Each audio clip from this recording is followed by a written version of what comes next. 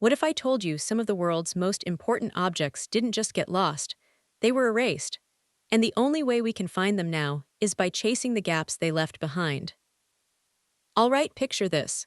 Somewhere out there, behind a locked door, under a new name, buried, or melted down into something unrecognizable, are pieces of human history most people will never see.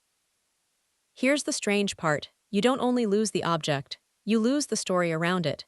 When something disappears, it creates a vacuum.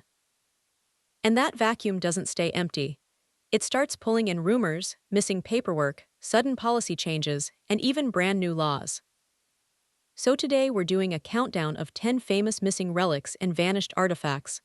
Not trivia for trivia's sake, but absence as evidence.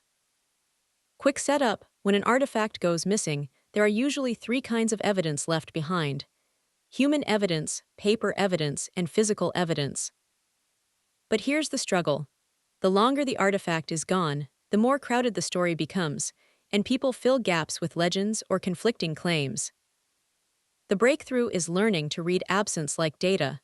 If you know what should have been there, you can often reconstruct the outline of the disappearance. Let's start the countdown. Number 10 is tied to royal regalia in Ireland, where proof fast vanishes and later descriptions are all that remain. Over centuries, items linked to authority got moved, hidden, traded, or lost during political upheaval. Some survived in accounts, but in some cases the physical trail thinned so much that later references became second-hand. Crowns and ceremonial objects aren't decoration. They're symbols meant to be recognized. So if regalia disappears, it can signal someone wanted legitimacy without visibility. And when the object vanishes, historians' wording gets careful. You start seeing language that hints they're working from fragile second-hand sources, so you have to adjust how confidently you trust details. Because a missing object doesn't only remove a thing, it changes how reliable the story around it becomes. Alright, now number 9. Here the disappearance isn't just about loss, it turns into a chase of names, because stolen church treasures can get reintroduced as the right objects. Religious artifacts like chalices and sacred vessels get targeted because they can be sold, melted down, or passed off as something else. Even when something is recovered, proving it's the original is its own battle. Materials can overlap, descriptions can sound similar, but identity depends on specifics like maker's marks, inscriptions, unique repairs, and the exact wear. The surprising payoff is that missing object waves often tighten the system. Insurance, provenance checks, inventory control, and detailed condition reports get enforced. Now, quick bridge. At number 8, we move from theft motivated by resale to disappearance motivated by control. Here's what happened.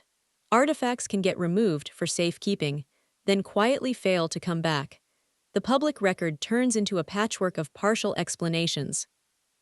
People expect secret rooms, dramatic handoffs, and movie-style reveals. But often it's mundane: inventory numbers that don't line up, shipments planned but never logged, and transfers that are authorized on paper but don't lead anywhere. Even if someone tried to hide things, they still had to move through systems designed for control. Signatures, stamps, and catalog updates leave traces, or their absence leaves traces too. Okay, number 7 brings us into one of the most famous missing stories: the Amber Room. It's missing, reassembled, and endlessly argued. The headline version is simple: a spectacular amber room vanished during wartime chaos. The real challenge is what happened afterward, with theories ranging from destruction to transport to dismantling. Instead of asking where the whole room went, researchers ask what would have had to happen for the pieces to end up elsewhere. Then they examine logistics, especially paperwork that could survive. And that's how absence becomes evidence.